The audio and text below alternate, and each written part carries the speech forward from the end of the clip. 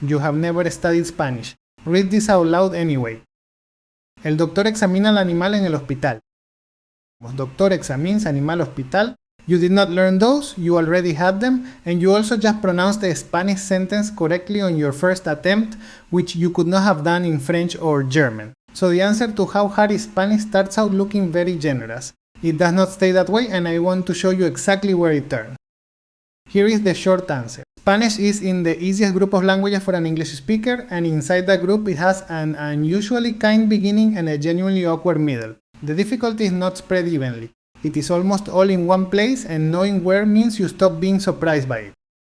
For the number, the Foreign Service Institute, which trains United States diplomats, puts Spanish in Category 1 at roughly 600 to 750 class hours. Their hardest group, which is Japanese, Chinese, Korean, and Arabic, sits at around 2,200. Two things that number is not. It is not a forecast for you because those are full-time class hours with a professional teacher, and it does not mean Spanish is the easiest language, which people say constantly. The same category contains French, Italian, and Portuguese on identical hours. Spanish is tied, not winning. So let me do something more useful than a total.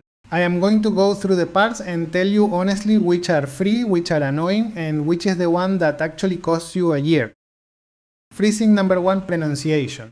Spanish has 5 vowel sounds. 5. English has somewhere around 20 depending on who is counting and where they are from. And Spanish spelling is nearly perfectly regular, so once you know the letters you can say any word you can read, including words you have never met. A, E, I, O, U. Casa, mesa, silla, hora, luna.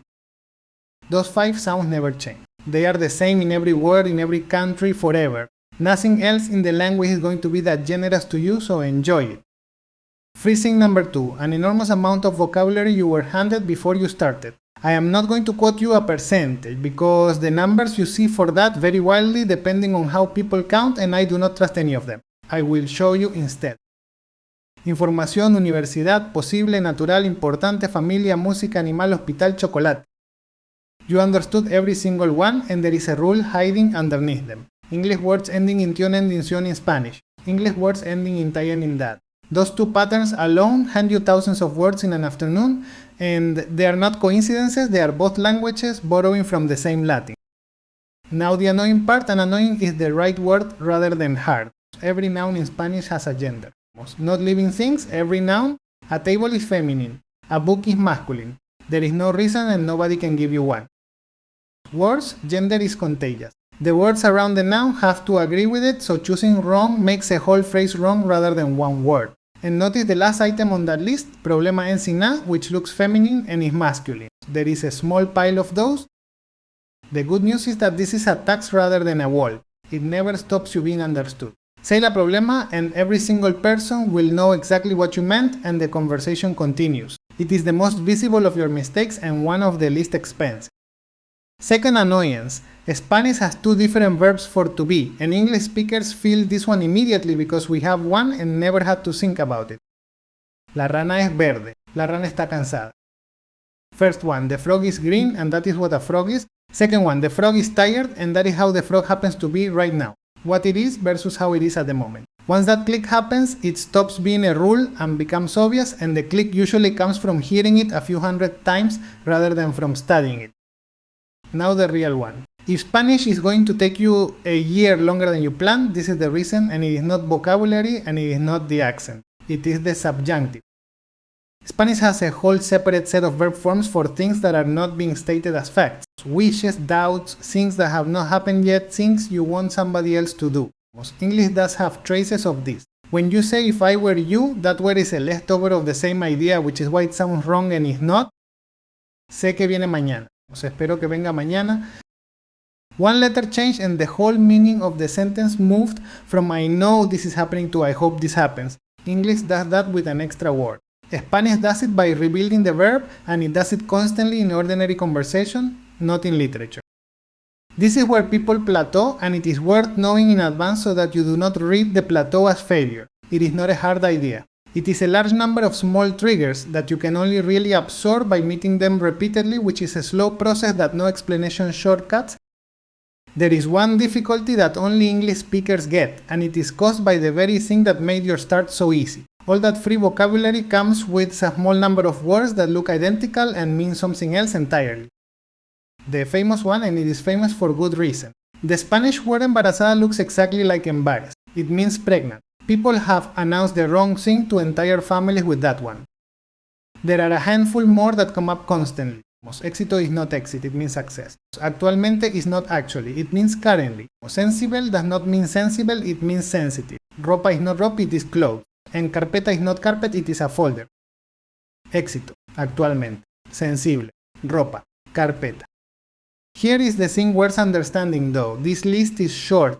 It is a few dozen words, not a systemic problem, and every one of them is a story you will tell later. Compare that with the thousands of words the same relationship handed you for free, and it is an extremely good trade. Which explains something people find genuinely demoralizing, and it is worth naming so it does not catch you. Your first month in Spanish will be the best month you ever have, and your fourth will be the worst. That is not you getting worse. It is the free vocabulary running out. In month 1, you are living off words English already gave you, and every session feels like a discovery. By month 4, you have collected most of those, and what is left is the ordinary Spanish machinery, the little words, the verb endings, the word order. That part has to be earned, and it arrives with no free gifts attached. So if you are in month 4 and it feels like you have stopped improving, you have not. You have finished the easy half of the vocabulary and started the real half, and nobody warned you that the curve had a shape. Which brings me to the honest verdict, and it is not the one on the difficulty chart. All of that is a description of the language. Almost none of it is a description of what will actually happen to you. Nobody has ever failed to learn Spanish because of the subjunctive. People fail because they did 20 minutes for 5 weeks and then stopped. And every one of those people would have got past the subjunctive eventually, because it is just a thing you meet enough times. So the difficulty of the language is close to irrelevant, and I say that having spent 7 minutes explaining it to you. It is interesting, it is worth knowing, so you are not ambushed, and it will not be the thing that decides whether you get there. Let me end where we started, with something you can measure rather than believe. 4 sentences, and this time there are no cognates propping you up. La abeja vive en el jardín. El jardín tiene muchas flores amarillas. Por la mañana la abeja va de flor en flor. La abeja está muy ocupada. If you followed most of that, notice that none of the hard parts I described showed up. No subjunctive. Gender did not stop you. That is the actual shape of the first year. You understand a great deal long before you have solved anything. So, how hard is it? Easy start, unusually easy pronunciation, a lot of free vocabulary, an annoying but harmless gender system, and one genuinely difficult thing waiting in the middle distance that you will meet slowly and absorb rather than conquer. I am curious which part caught you out if you have already started. People almost never name the subjunctive. They name something small and specific that nobody warned them about, and those are the ones worth collecting.